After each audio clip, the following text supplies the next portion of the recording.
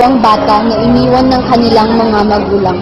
Nagkaroon pa sila ng utang sa isang mayaman na tumutulong sa kanila para mabuhay ang kanilang anak, ngunit hindi pa nila ito nababayaran.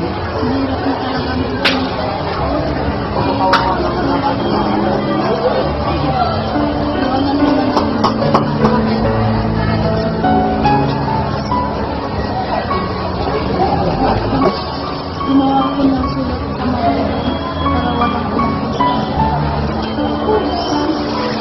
Walang ang mabibigyan ko sa kanila. Gumawa rin ako ng isa para sa akin.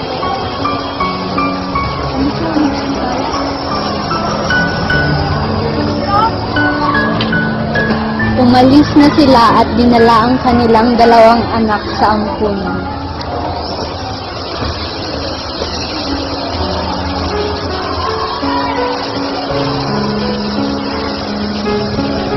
Pamanak ko na mapunta kayo sa mabuting kamay.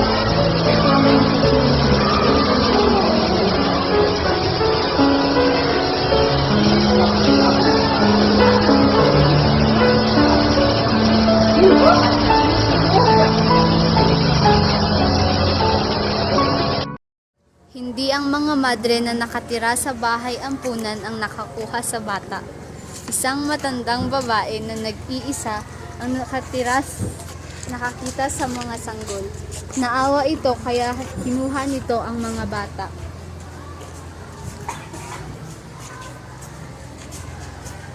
Kawawa naman ang mga bata ito. Bata pa lang, iniwan na. Halika, papalaki pa naman. Nakita ni Corinne ang sulat pero itinago ito dahil baka kung anong mangyaring masama pag iniwan niya rin ito. Ano ba ito?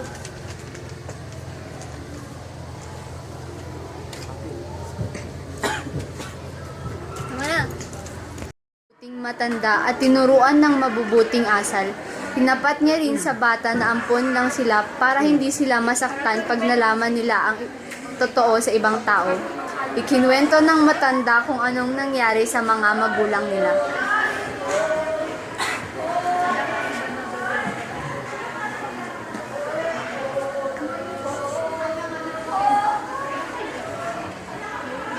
Mga bata. Buhay pa ang inyong mga magulang. Hindi nila kayo kayang buhayin dahil sa kailangan. Sana huwag kayo dahil sa kanya. Opo, para sa inyo mga bata. Hindi para sa akin mga bata. Para sa inyo. Isang araw, nang malalaki na ang mga bata, ay namatay ang kawawang matanda dahil nahimatay sa matinding init at pagkawalan ng pera.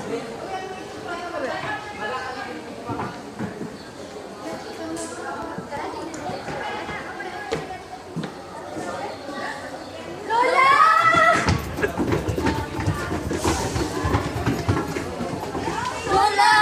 Huwag ka munang mamatay, Lola. Kailangan ka pa namin.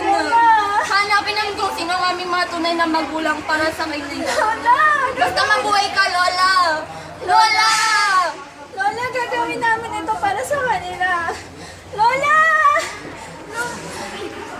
Napakalungkot ng mga bata.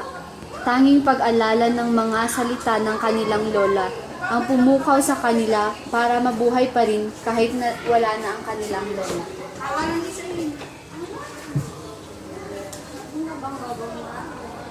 Sana nandito pa si Lola para gabayan.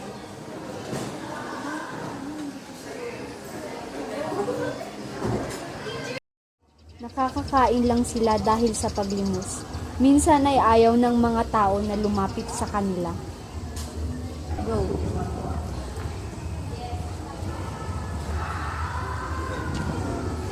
Mas ka na nga dito. Ano ba? Bago-bago sa akin pa yan. Ito pera sa baba. Kaya Paula.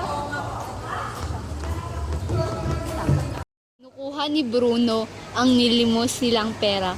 Hoy, bata, sa amin na nga ang pera mo kung ayaw mo masaktan.